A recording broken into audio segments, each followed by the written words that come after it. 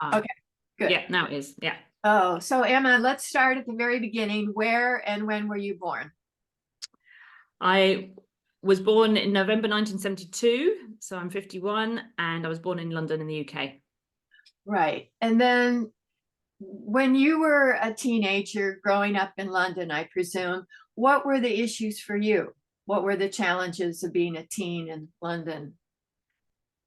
I think the challenges were mainly friendships, I suppose.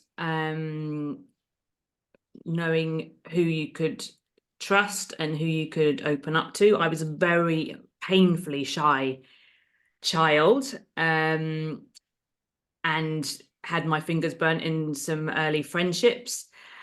And so that friendships was a big one, and feeling quite lonely growing up. And also, I think, in the 1970s, it was still a little bit of a hangover, the culture of children should be seen and not heard. Hmm. A little bit, not certainly like it was my parents' generation, but there was still a little bit of that.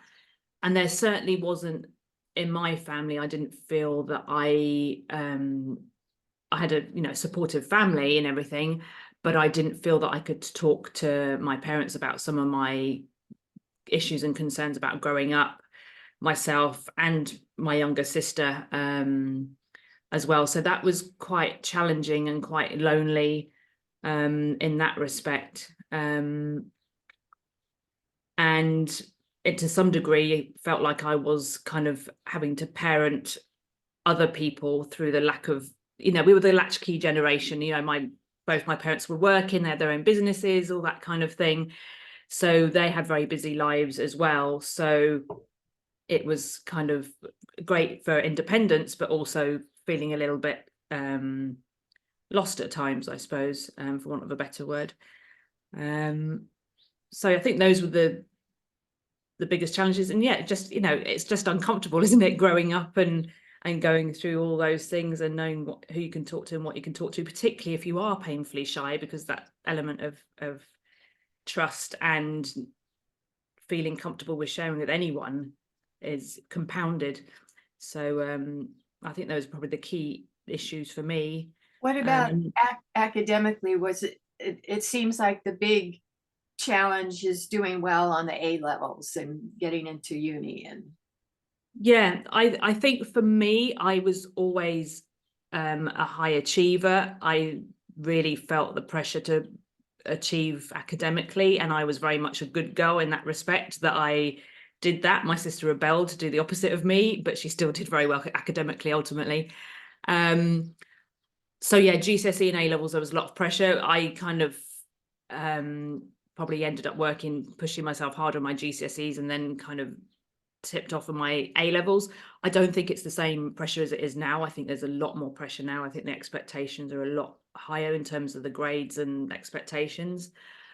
So A levels were, and I said this to several people that I know are taking their A levels at the moment, A levels were by far the most stressful period academically, more than my degree, more than any other time. It's very intense and yeah, very, very hard, particularly again, my parents' generation, it was different. It was pass fail grades. It wasn't so much you need an A or a B or a C to get into university. It was much more not relaxed, but it was just more open, I suppose.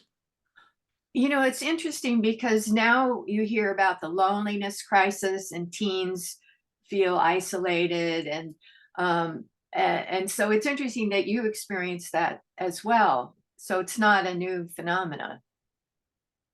I don't think so. I think it's always been that case. I think for teens to some degree, if you're fortunate, you might find someone, whether it's a parent or a friend or a family member, that you can confide in. But I think it's just a very uncomfortable time, that you're trying to suss out who you are, who you can share these things with. And a lot of things as you're growing up is very difficult. And I think maybe that's the beauty of the internet now. At least you can ask some of the questions that Right. you maybe would be too scared to ask anybody else. Whether you get the information that's helpful or not is another matter, but at least you don't have that loneliness and maybe don't have the same level of shame as there's something wrong with me or all that kind of thing. So I think I would say that loneliness in adolescence is probably similar. And yeah, when I've asked my teenagers also about how they feel in terms of their relationships and what they can talk about, in whether it's mental health or issues or concerns, and they have said that it's still very uncomfortable despite the plethora of information that's out there, despite the fact on social media, you know, Instagram, you see so much about different mental health issues. There's still that stigma, there's still that self-consciousness about talking about some of these things for teenagers. I think it maybe changes when you come into your 20s, and maybe you feel a little bit more like you're growing to who you are and you feel a bit more grounded in who you are. But certainly in teens, I think it's still this such a huge period of uncertainty that I think has been certainly constant in my experience. So yeah, I think it's just different now. It's more extreme, maybe. Maybe. Then what did you study in university? I studied history and politics. And then how did you get to Spain? Oh, good question. It's a long story, but so how did I get to Spain? It's a very long story, but I'll try and condense it. In my 30s, I worked in politics in the UK. And actually, as a result of my mental health, I had virtually a kind of not quite a nervous breakdown, but I had a mental health crisis, shall we say, which had been simmering for many, many years, since adolescence, or if not before. And decided at that point that I had to make some changes. And fortunately, my husband and I decided to step out of the career ladder for a year and go traveling around the world. And we did that. We ended up moving to Australia when I was pregnant with my son, and lived there for 8 years and had my daughter, and then decided that we wanted a new challenge. So we ended up moving to Costa Rica for a few years. Yeah. Howler monkeys. Yeah, exactly. You've obviously been, yeah, no, they're amazing. And then wanted to move back to Europe, partly to be closer to family, partly because of Brexit, etc., etc. And we thought we wanted to carry on with the Spanish language and culture. So we moved to Spain nearly 5 years ago now. And how are your children in a regular public Spanish school, or do you have them in an international school? No, I struggle with this a little bit, because I would in some ways prefer them to be in a Spanish public school, but they are in a private international, actually a British school, for a variety of reasons. And yeah, that's partly what their choice, and partly the Spanish system is still quite antiquated. So yeah, they're very happy on the whole in that system. So they were in a Spanish private school before that, but they prefer to be taught in English. Right. So they're preparing to go to university in the UK? Yeah, they are, which I'm surprised about. They've never lived in the UK, but that's where they want to go to university. We'll see how that, but yeah, I suppose they've got that link with the UK, because obviously grandparents of their family have been there. We've always gone to visit, so they feel that link with the UK, and yeah, excited to go. So you said that you had kind of almost a mental breakdown in your 30s. Did you feel that, was it anxiety that underpinned it, and was that with you since you were an adolescent? Yeah, I think it was a combination of anxiety and depression. I think I was socially anxious since I was very young. Again, exacerbated by adolescence and feeling just so self-conscious and scared to be myself. And I think that stayed with me beyond that time without me, I didn't know this at the time. And as I grew up, I did grow in confidence, but I when I started working in politics, I ended up with a very senior, high stress job, not frontline politics, but still very senior. As a staffer? Yeah, yeah. And whilst it was a job that I absolutely felt so honoured and I loved being part of it, I didn't have a life beyond that. And my mental health, I wasn't, I was very young, I was in my early 30s. I wasn't in a position personally to see that I needed support and help through that. I was very much trying to be like everyone else, I suppose, in a very male-dominated world in the north of England. I was trying to be the same as everyone else instead of actually accepting who I was and being my own person in that role, which obviously I can see that in hindsight. Right. And yeah, I wish I could have done that at the time, but anyway, that's my reflection on it now. And it led to some very self-destructive behaviors, which which ultimately, at least I realized what I was doing. I could step out of that before it got any worse. Like eating disorders? Not so much eating disorders. I drank a lot. I smoked a lot. I was I was obese, I suppose, if I think about it. And yeah, I would just became, my colleagues were closer to me than my husband in some respects because he was traveling with his work. And that's quite common, I think, in that kind of political sphere, because it's all I can't think of the phrase now, but it's just all consuming. Yeah. It's all consuming. You just get so caught up on it. It's quite normal, I think, in some respects, but not being married to someone that was in the same sphere, it made it very difficult. And I felt like I had to choose between my marriage and the work. No one ever said that to me, but that's how I felt. Yeah.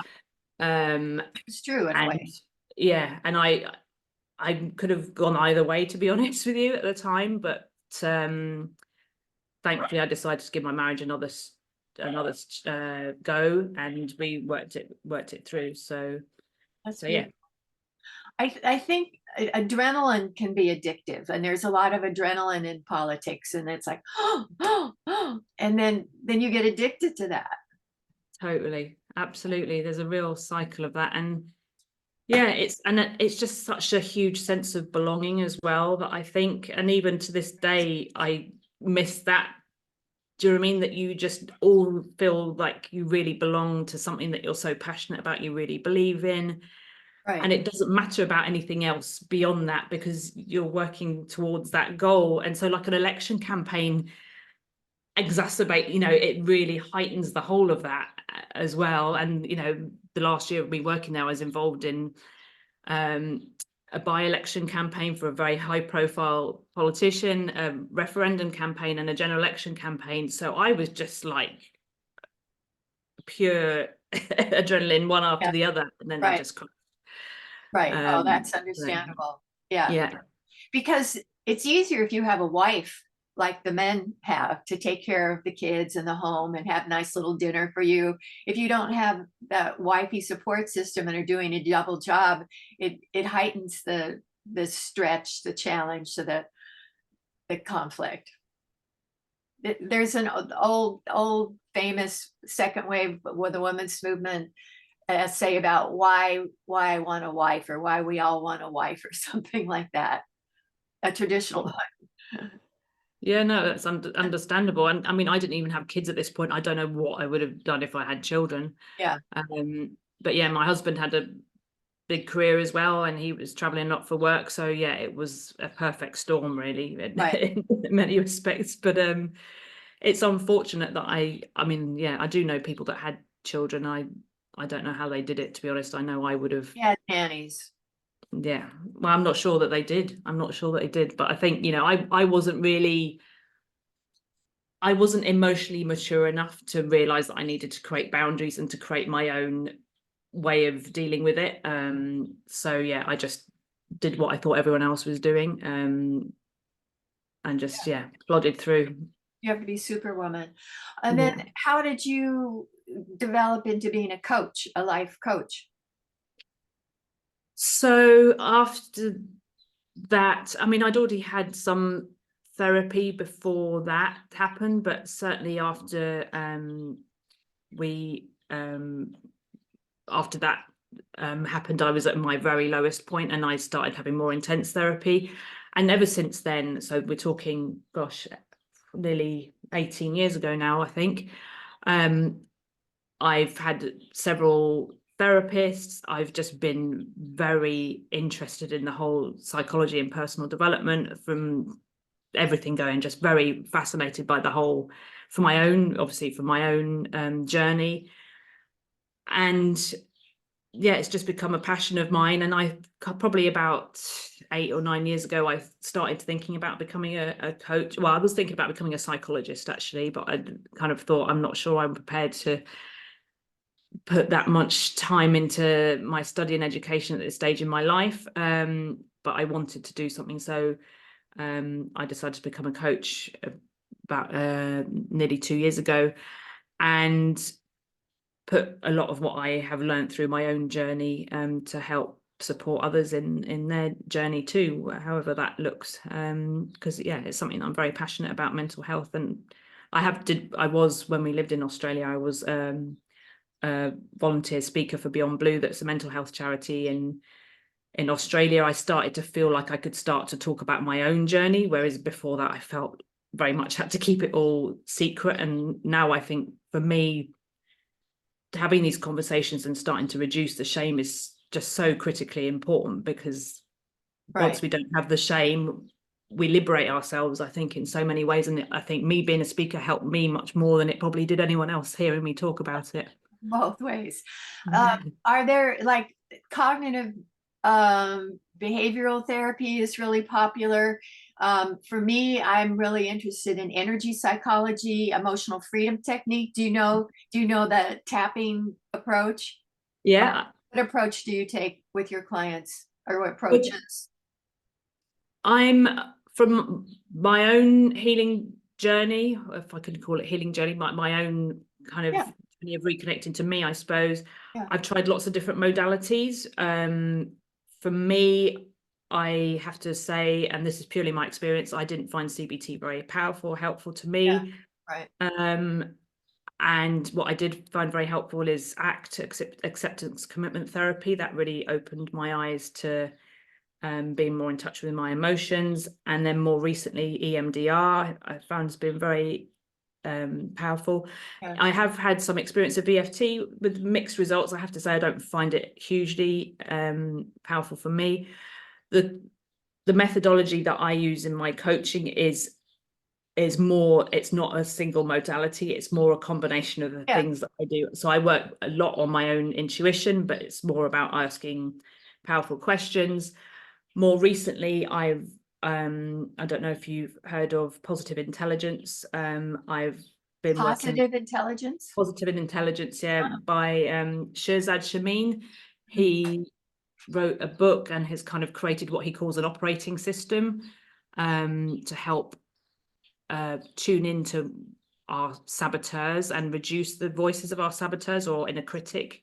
We've got anyone or several, there's 10 in total, but we've all got some that are more powerful than others. But how we can start to reduce the sound of those in our heads and start to listen to the more wise sage part of our brain. And I've been doing some work around that and looking at integrating that into my coaching as well, because I found it hugely powerful for me. You know Voice Dialogue with Hal and Sidra Stone? I've heard of voice dialogue, yes. That's the same thing, in a way of working with the inner critic or child or whoever it is. Yeah. I think they would dovetail to what you're doing.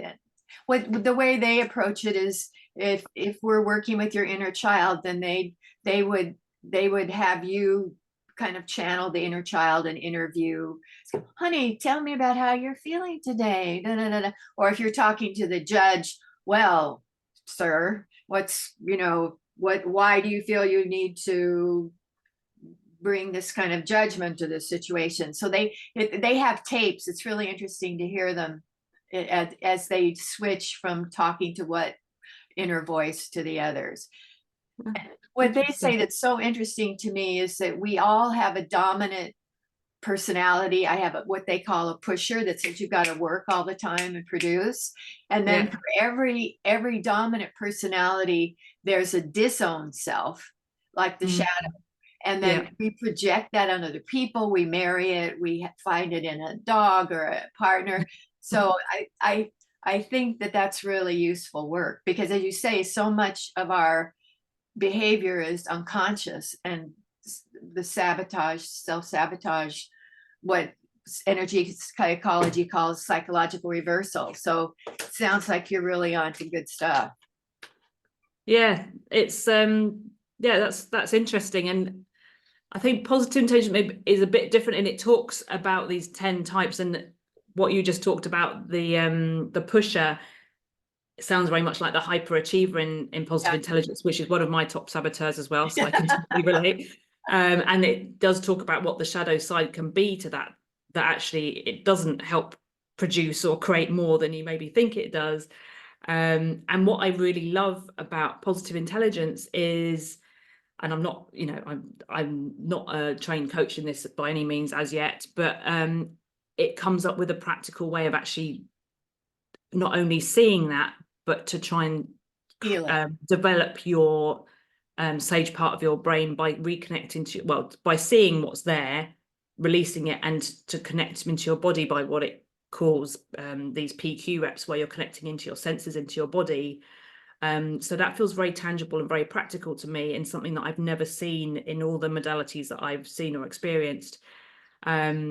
So I find that really empowering for people, and what the opportunities are there, and whether that's in adults. And I'm thinking about whether I can do that with adolescents as well, because I think the more we can try and bring that into that age, into schools, the more we'll help not only create a lot less suffering for people, but all the pressures that we're putting our health systems, our economic systems, as a result of the mental health crisis that's happening.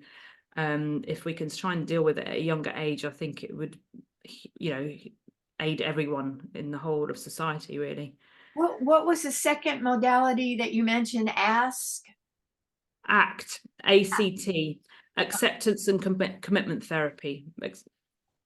Dr. Russ Harris, he wrote a book called The Happiness Trap, and it's again, it's about about seeing our emotions and accepting them, and again, a lot often for connecting to where they are in the body, and riding the waves of our emotions instead of thinking we always have to react to them.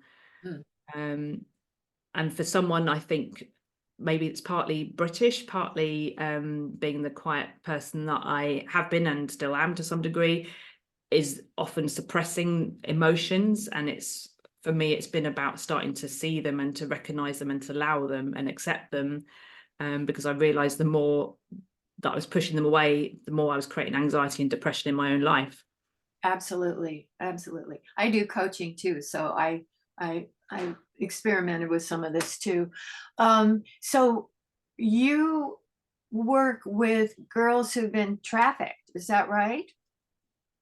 Yes, I have two parts of the work that I do. I have my private business, but my pro bono work is primarily at the moment with women and young women who have been trafficked. Yeah, I've been piloting a project with in conjunction with a NGO based in the US called Leluye, and we've been working since the end of October last year on a pilot project, coaching, training, mentoring a group of 10 survivors based in US, Canada, Nigeria, and Cameroon, obviously all online, and been doing that. And the program comes to an end actually next week. Working through with them to get to know themselves, to reconnect to themselves, and to see their own inner barriers and limiting beliefs and saboteurs, and to liberate themselves from them. How do you spell the name of the organization? Leluye is Liluye. What does it I mean? think It's actually a word that's has been created just for the organisation, and I believe you're connected with the founder, Jill Langus Griffin, because she actually suggested on Walpulse that I connect with you. Ah, okay. And what do you, I mean, it seems to me that the biggest thing you would carry is shame. You know, I feel I've been violated, something, maybe a lot of times people have been violated, blame themselves somehow. I did something wrong. How do you help them heal from that shame? Or I'm sure it's different with each girl, but what works? Firstly, I have to say that the whole program has been very much focused on their empowerment, and we don't talk about their specific trafficking experiences. Been very sensitive to not re-traumatize and go over that in that sense. But there's certainly the sense, of shame, of having to feel that they are not alone, and that I think for them, it's been really powerful that they connect with other people that across the world that they don't talk about their experiences, but they just feel this invisible bond between each other, that they are not alone in this. And trust is obviously a massive thing. Not only the trust, obviously, that often the people that have been closest to them that may have let them down in a number of ways, but ultimately self-trust, I think, has been a really key thing for us to work on, to reconnect to themselves, to see who they are in their essence, and to start to trust and love themselves again, and accept their own humanity.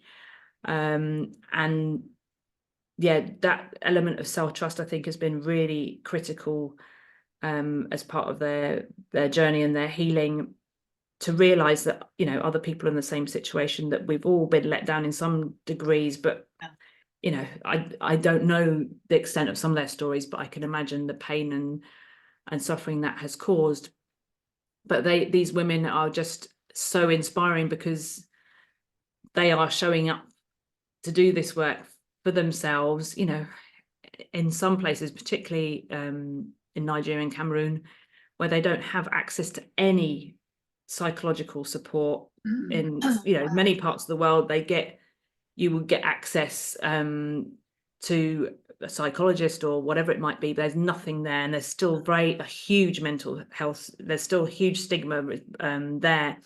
So for some of them, they've never had any support. Wow. And it's just very much self-motivated to do that, to come through.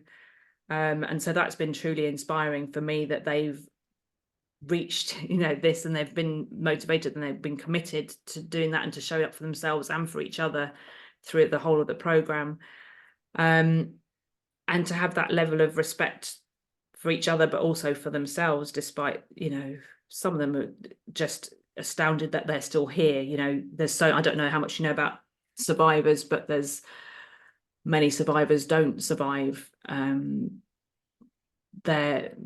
their experiences, whether it's during the period of when they've been trafficked, and also afterwards. There's so many stories I've heard just these last few weeks of survivors that haven't they commit suicide. Suicide, health issues, whatever it might be. It's even many years afterwards. It's quite shocking, actually, and I think it's something that's not really talked about a lot.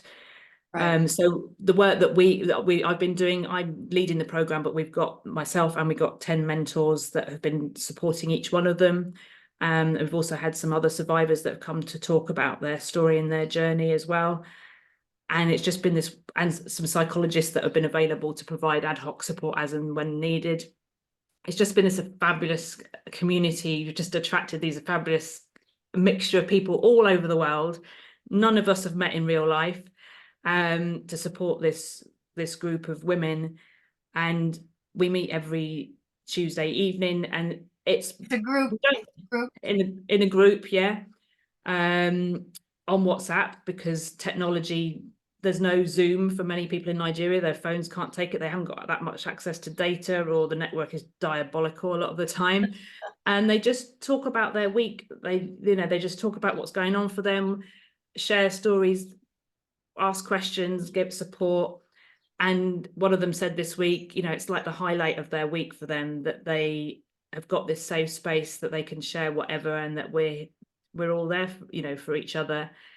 And then obviously on top of that, we have training and resources and questions for them to work through and to develop themselves and their own plan about what they want to do next in their lives. Some of them are running their own survivor organizations. Some of them are starting their own business or in education or own jobs.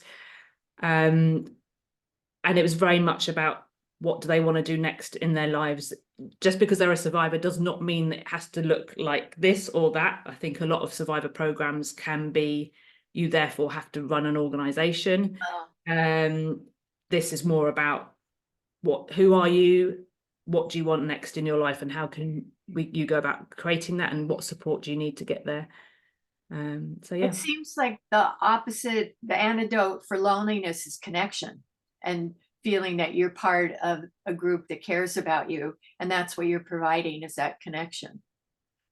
Definitely. And it's been quite interesting for me, for someone that's always been quite methodical and organized, and almost to the point of being controlling and prescriptive maybe, that I have not done that at all with this program. That's quite a change for me, just to have that flexibility. And that's the beauty, I suppose, of a pilot, that you just see what works, what people need, and just asking people how it's going this week. Is there anything they want to share? And just being there for each other. And I think that's been one of the most powerful parts of the program. And also the mentoring, the one-on-one support, I think has been massively beneficial. Most of them have never had that in their lives, that someone, would take time out to meet with them a couple of times a month to talk about anything that would help them. Often connecting with other people. One of them particularly I'm thinking of is a fashion student, to be connected with someone that's in their own fashion business, to just try and open up the whole myriad of opportunities, beyond anything that maybe they would have expected. So yeah, it's a real combination of different things all at once, and it's been a great learning experience for everyone involved. I think certainly from my perspective, I've learned a huge amount about myself and doing this kind of work, but the mentors and obviously the coaches as well. So if I was one of those young women, I could say, Miss Emma, I would like to open a hair cutting business, but I don't have any capital. Can you guide me to how I can open my own hair cutting business? Absolutely. That, again, it's what we've tried to do is peel back the layers of why you want that in the first place. So firstly, reconnecting to that person, who they are, what they really want. Is that what they really want, and why is that important to them? And really asking those deeper questions. I think we can all relate to some degree that sometimes we're chasing after something, and then we get there and think, actually, I'm not really sure that's what I wanted all along. For me, or whatever. Yeah. So what they want and why is that important to them? And absolutely, once we've gone through that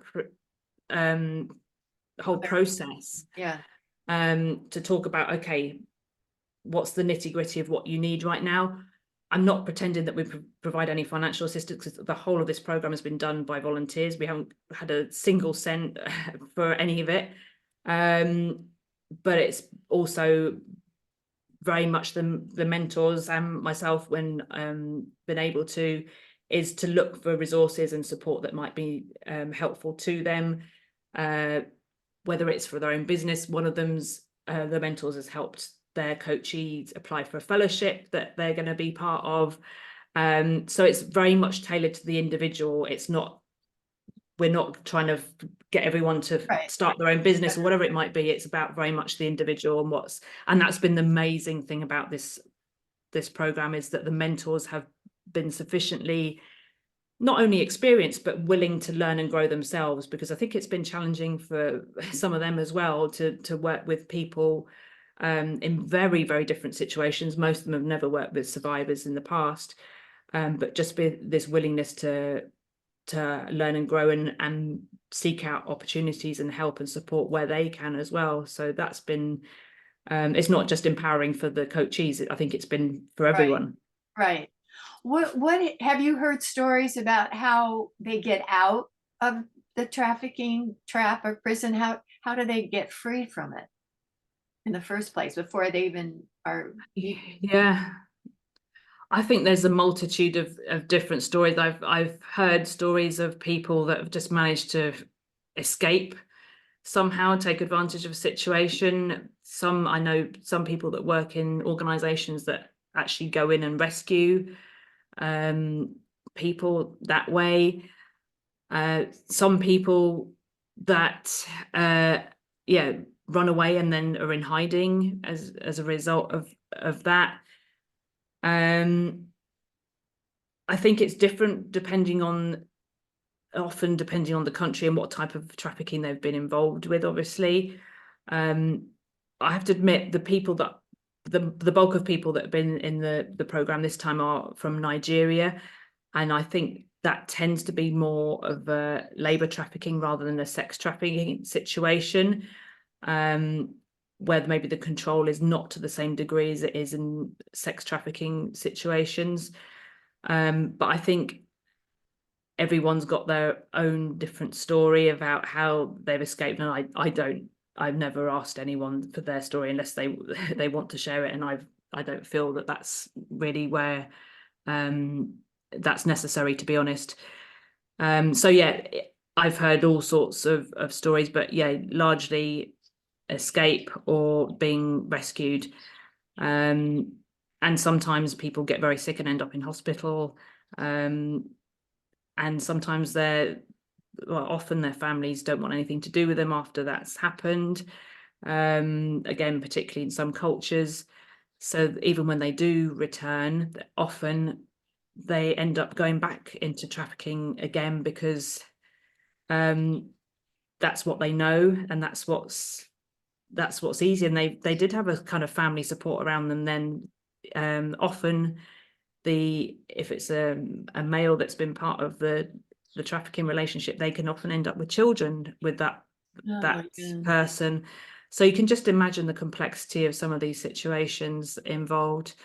And re-trafficking is also a very big issue, and that was one of the reasons I wanted to do this program as well, to help people be less vulnerable to re-trafficking, by helping them develop more the sense of self, more the sense of their own voice, and trusting themselves, so they didn't feel that's an option. Because in some parts of the world, in Africa and Asia, it's the norm to go and do this. This is how you make money. This is how you support your family back home in poverty. It seems incredulous to us, that's what people do, and there's no other option really for so many people.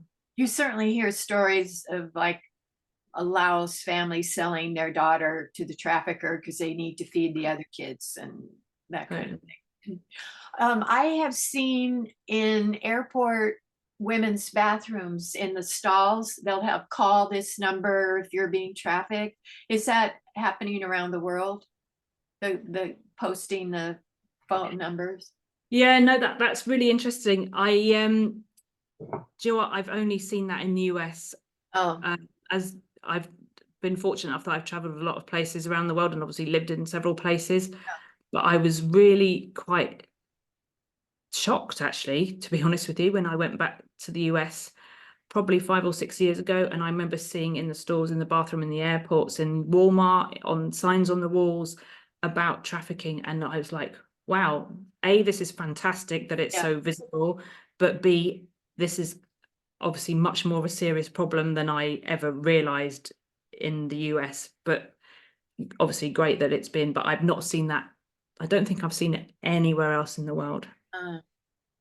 Because that really is a lifeline. I'm not that they have a phone, but they could borrow someone's phone in the woman's restroom. Yeah, absolutely. So what have you seen in terms of your teenage children's peers their mental health issues. How old are your kids now? You have a son and a daughter? That's right. Yeah, I've got a 16-year-old son and a 14-year-old daughter. My 16-year-old son is in the middle of his GCSEs, which are very big exams in the UK, like the precursor to the A levels, Yeah. which I don't think many countries have that at 16. No. And yeah, having talked to them a bit about mental health, they've obviously know some of the issues that I've dealt with in my life, but also hearing them talk about their peers and their friends as well. They have shared with me that, I mean, I think I'm very fortunate that my kids are very resilient. They've obviously lived around the world and they've been to a number of schools and all those kinds of things. So they're different. But I also recognize that they've got some of my traits, being have a propensity towards anxiety. But also we have a kind of relationship that we can talk about these things because there's so much more awareness around these things these days.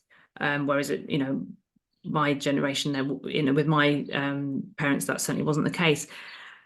But when I've talked to them about this, and they're quite open to talk about mental health, they've said that they can see that there's certainly anxiety is the biggest issue, less so than depression. Maybe depression's a bit more difficult to spot anyway, I think.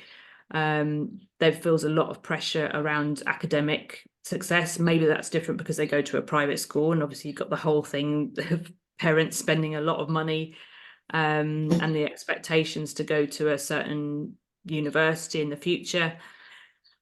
I've also seen some of their friends, even I think when they were 11 or 12, one of the friends had anorexia at a very young age. That's been pretty shocking. And even some others that I think are maybe borderline. I think the pressures on girls and boys for their appearances is huge. Obviously social media has made that big as well, but this, I mean, I remember as a teenager it was often, looking in the mirror all the time and stuff like that. I think it's 10 times that now. This expectation, I know so many boys now at 14, 15, 16 that go to the gym. That never happened I went to a girls' school, but I'm certainly I don't think that any of the boys ever did that I knew growing up. That would have been unheard of. So there's constant, having to get abs and all that kind of stuff. Yeah, exactly. And of course, the whole beauty, we're all hearing at the moment about skin creams, for girls as young as 6 and 7, thinking they have to start wearing certain skin creams. And I've certainly seen that in my children, thinking they needed certain products and things like that we never would have dreamed of in our teens. And having to have this kind of Instagram persona, I suppose, of appearance. So I think that appearance has been really very difficult on top of the academic. And I've asked them about the whole, because I worry a lot about technology generally, about how it creates this disconnection. And I really am concerned about it because connection to me is everything. And I worry that actually it's creating the opposite in so many respects. My children don't feel that way because they connect a lot with their friends. Even when they're playing games, they're talking to their friends at the same time. So I think that's slightly different. But they also think that they don't maybe talk about, I said, are you worried about mental health issues in any of your friends? And they said, oh, maybe this person or that person. I said, well, would you ever feel comfortable to say to them, are you okay? I'm here if you ever need some support or anything. It's like, not sure about that. Maybe this person, but not that person. And, to what degree are you concerned about them? What could you do about it? X, Y, and Z. And they say that there's stigma still at this age that you wouldn't maybe talk about it or share it, maybe with some very close friends, but there's some people that you just don't think you could go there with it unless you were really worried. And even then, I'm not sure. There's certainly more vaping, I think, is a big thing. I don't know if that's big in the US, but vaping is quite big in teenagers. and drugs to some degree, I think, but not so much, and a bit of drinking. Again, probably not as much as it was in Yeah, for right. me It's growing less. up. You know, it was more smoking and drinking when I was a teenager. I'm not so sure about sex, to be honest. Yeah, I feel that we're somewhat protected in here. It feels a bit more innocent than certainly if my kids grew up in the UK. I think it would be probably a bit different. And the whole talking about the environment and worried about climate crisis, I don't feel that that's even crosses their minds here, which is, I know, I think that's, yeah, probably surprising. I don't think that's in a way that kind of worrying for me, to be honest, that they don't engage in the same way. You know, I was very engaged in politics growing up as a teenager. That doesn't seem to be part of consciousness at all from the teenagers that I've seen. Mm. And I've got teenage niece and nephew in the UK as well, one of who is quite politically engaged, but I don't feel that that's yeah, as big as part of it was part of coming of age, I think, for me when I was a Yeah, teenager. That's kind of what you did. And it's certainly in the 60s and 70s, I think that was the case. yeah. Whereas now it's like a bit more focused on the individual and yeah, that disconnection from politics and government. Why do you think that girls at least present or test or whatever the scale is as much more anxious than boys? I think girls, I think it's a combination of maybe the pressure of appearance being more. If you think about it, it's not just your figure, it's also your makeup, your hair, the whole works. Clothes, brands. Exactly. I think girls, unfortunately, boys, their friendships are a bit more honest. They might have a falling out and then they might resolve it pretty quickly. Girls, I think it's can get very complicated and messy from what I've not only experienced but what I've seen. They call it drama, Yeah, the drama. yeah, and some of people love it and they feed off it. And personally, I would absolutely hate that. That's why I had very few close friends growing up. I absolutely hate anything like that. So I think that's very much part of it as well. And I think also, and this is something we're talking about a bit more now, I think, isn't it, about girls?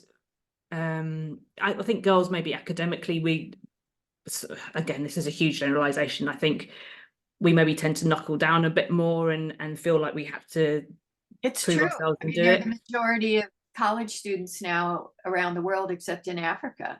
And they're, for whatever reason, they work harder. They're more student leaders. Um, at least in the States, the student leaders, but around the world, they're the majority of college students. So they got the message they had to work in a way that boys didn't. Absolutely, absolutely. Yeah, I do think that's a big part of it. But equally at the same time, I think, and maybe this is changing, but I still think there's this whole notion of being a good girl. It means that you don't speak out, you don't stand up, you don't try and rock the boat. I think that's still more acceptable for boys to do that. And I do think that contributes to mental health problems Interesting. for girls. Uh, That's certainly been a big part of my journey, but I do think that for girls as well, it just feels like they're always treading on eggshells a little bit about, you know, what to say, what not to say, how to deal with things. you have to be nice. Yeah, have to be nice. But having said that, there's also kind of a bit of a mean girl culture as well, which I know has always been there, and it's almost become cool to be mean as well. But I think underneath it all, it's all a bit of a show, really. Hmm. And then the boy crisis, like the book by Warren Farrell, they said it's not about anxiety and depression, it's about ADHD and dyslexia and learning disabilities. I just saw an article in a university publication in the States that said professors were complaining that their students didn't like to read. And this one woman professor said she was limiting and would just make really special reading assignments. That really shocked me. Wow. Yeah, no, that's true. Actually, when I was asking my kids about that as well, they said for boys, definitely ADHD, autism, all those things. They get really irritated with boys in class, in school, just not engaging, not being loud, being distracted. Again, I went to all girls school, so I didn't experience that. And yeah, and I've certainly noticed that my son's just done his English GCSE today. It's like, oh God, I just had to write, I just had to write. And ever since, we was 4 or 5 year olds first going to school, none of the boys wanted to write. I remember the teachers always said that, just want to run off and not sit still and do that. But he's still saying that at 16. And I said, well, I get it. At some point, you're going to have to suck it up, because if you want to do A levels and go to do a degree, you're going to have to write. Yeah. That's kind of part of life, but it's still a struggle. And obviously there's the whole thing about maturity levels, isn't it? And boys mature later than girls. So I think yeah, it's fascinating. I see my daughter's notes for her exams, are pristine, whereas my son, I mean, I can't talk, my writing is terrible. My son's is all over the place. They're just so stereotypical, but that's what I've seen with so many of their friends as well. It's very much like that. Do you see any differences in youth culture?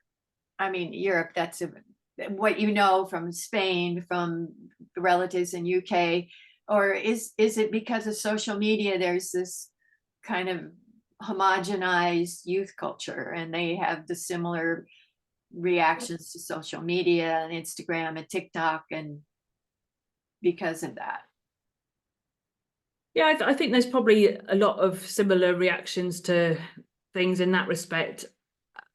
Having said that, I think there's quite different things that they may be doing on a day-to-day basis, not on social media, on phones, in the respect of, I don't think, from what I've seen and heard, I don't think some of the behaviors around things like drinking and smoking and drugs, I feel that is different from country to country and area to area. I've remarked on this with several people here in Spain, and it might just be where I am, I don't know, but yeah, there's not the same rebelliousness. That's not to say there's not rebelliousness, there is absolutely rebelliousness, but it's not, going out and drinking and taking drugs and that kind of thing, which I think would happen more in the UK. But that might just be very specific to our experience here, but that's my sense. I feel like when we go back to the UK and we're on public transport and we listen to kids of the same age, even my kids turn around to me and they look quite shocked, and it's like listening to the language, listening to how they talk, listen to, seeing that they're going to go and smoke or whatever, and they're kind of quite visibly shocked by that. So yeah, it's difficult to know whether, to what degree that's true as a whole and from a country basis, but and also I think certainly drinking culture is a big thing in the UK. It's whereas in Spain I don't think it's as, yeah, I mean, it's changing again. I think, yeah, I'm sure you've seen stories now that they say that a large number of people in more recent generations aren't drinking anymore. There's a certain shift in that culture, but that was unheard of in, when I went to university. That you just wouldn't even entertain that, and would never have crossed my mind. Whereas now I know several people that that don't drink. So I think that's quite interesting. Well, I think of England, I think of pubs as kind of the center for, like, you go and have a pint or something to be with your friends. And it's not just having that, it's the binge culture, the weekend, that's what you do. Thursday, Friday, Saturday night, that's what you do. That's all we did in our 20s and even in our 30s to some degree. And that was part of your social life, yeah, which now feels quite surprising. I don't think that's maybe its case as much, but I still think it's part of it. Something that surprises me about young women where I am in California is how little they wear. So on on the college campus here, you'll see like a sports bra and like yoga pants with the midriff and half the breast showing, and that's common. And Mhm. so to me, it's like, whoa, that's showing a lot of flesh. And it doesn't matter if you have rolls of extra skin, doesn't matter. They're kind of uninhibited in their expression of their bodies. Do you see that as well, or no? Yeah, no, I think that's happening more as well, and to some degree, I think that's a good thing that we're maybe a bit more accepting and willing to show who we are and Yeah. accept who we are. I mean, I think it depends on each individual. But yeah, definitely the whole crop top thing, which I have to admit I struggle with as a parent of a daughter, being quite conservative in that respect. But that's very much the norm now. But the other thing that I've noticed again, 13, 14-year-olds having belly buttons pierced, which still for me feels very sexualized at such a young age to be doing something like that. Talking about getting tattoos at 14, 15-year-olds. Yeah.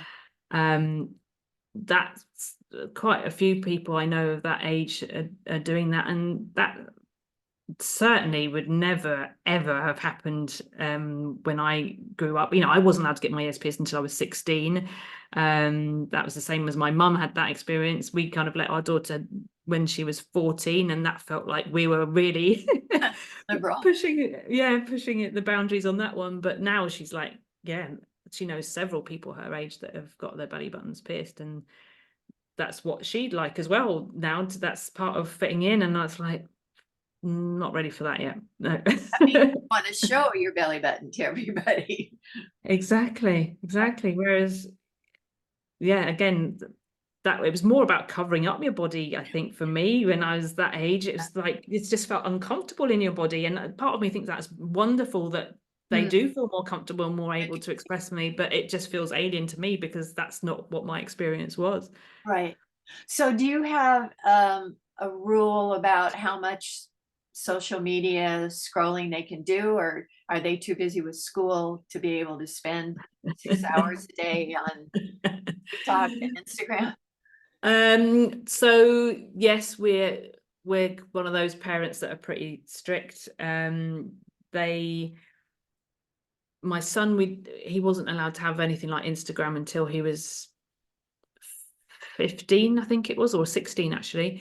We did let my daughter have it earlier because she did actually start her own business selling jewelry online, so we let her do it earlier. But actually the reality is that it never really took off in that respect, but we've always had limits.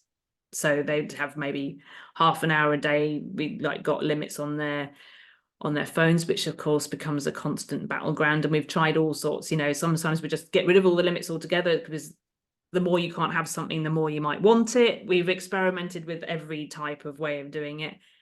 And I don't think we've found the right way, to be perfectly honest. But yeah, and every child is so different, aren't they?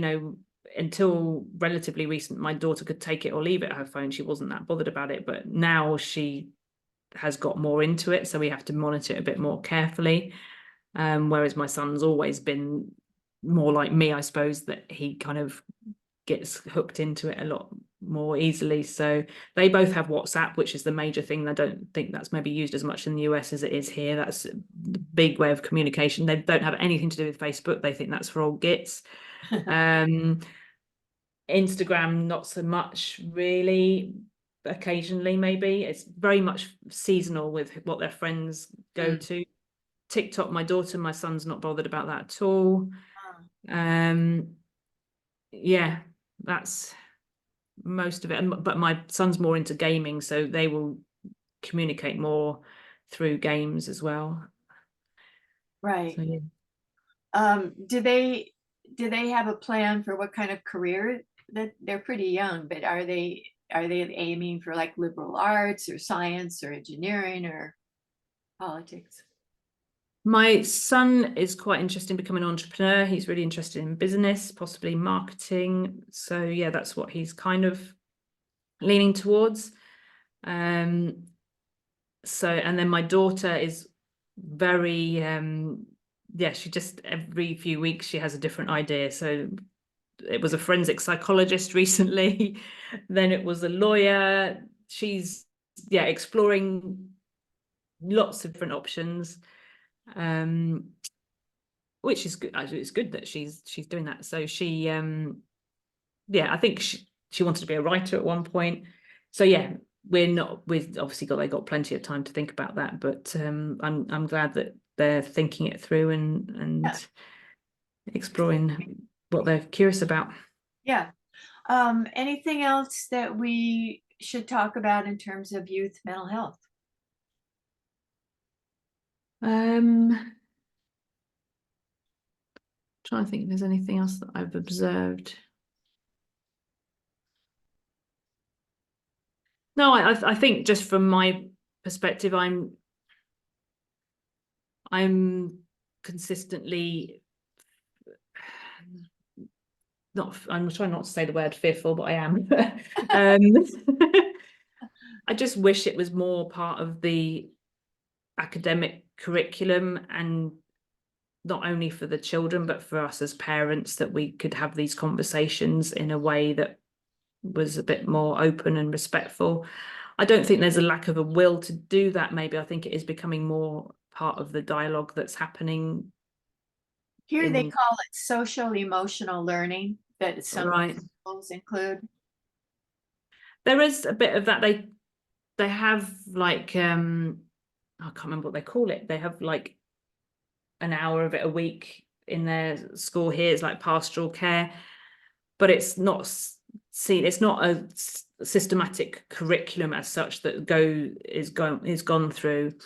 And I wonder if there's this big gap to be filled, and schools or governments ultimately don't know how to fill it, and therefore it's just this hodgepodge of whatever schools or teachers feel is relevant or important, or quite frankly they don't know what to do.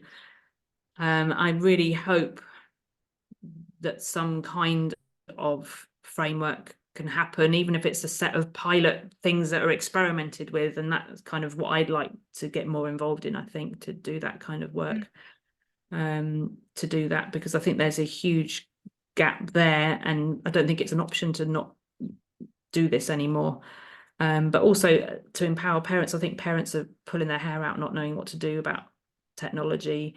They feel at a loss, and there's quite a few organizations that I've recently been more aware of about smartphones, trying to, we had a contract that we developed with our kids when they got a mobile phone about how they use their phones, but parents joining together to support each other to do that with their kids, and maybe having a contract between them that we don't get phones for our kids until they're 13, because once one of them gets it, it makes it very difficult for the others not to get it. So I think there's lots of opportunities to create some more of a cohesive way of dealing with it, but at the moment I think parents just feel at a loss, and it's just it might be creating more connection with their peers to some degree, but I think it's creating a lot of ruptures in our own families and our own relationships, and that can't do mental health, not only for the kids, that's not doing them any favors, but I certainly don't think it does my mental health any favors a lot of times either. So that's kind of what I hope most will start to come out of this, that we can't demonize technology either. It's got lots of benefits and lots of potential, but we need to think a bit more creatively about it. Yeah, some, like my Climate Girls book, they were really empowered by technology. That's how they did most of their advertising, is online. Awesome. Schools here, I can think of, besides social emotional learning curriculum, a simple thing is a buddy bench. So if you're feeling lonely, you go sit on a buddy bench. And the other thing is peer mentoring, or like if they have peers who are trained to be some kind of supportive listener, active listening or something. So there's simple things that schools could do. Exactly. And I'd like to see more. I don't know what mechanisms there are to share that good practice, and I think it very much depends on the head of the school or someone in the school. In fact, I've got a good friend who's a teacher in the UK, and she says that because she's had her own mental health struggles, she feels that she's becoming that person in her school that starts to think about things from a pupil's perspective, but she feels a huge loss because she's like, why am I the only one in the school that's thinking about things from a pupil and how they're facing this? We should all be doing that, but it's just not part of the teaching, the learning process. Everything's always done from the top down kind of perspective. So And teachers already feel overwhelmed with totally, curriculum and kids who are anxious, depressed, and exactly, like have dyslexia and autism and whatever. So absolutely, so many pressures already, and yeah, they need a lot of support as well, understandably. So yeah, I'm hopeful that some, new ways, and like you say, they could be very simple, practical things that could be introduced, but we just need to create the forums and the connections to be able to share these and to be able to put them into place. great. I'm going to turn this off. And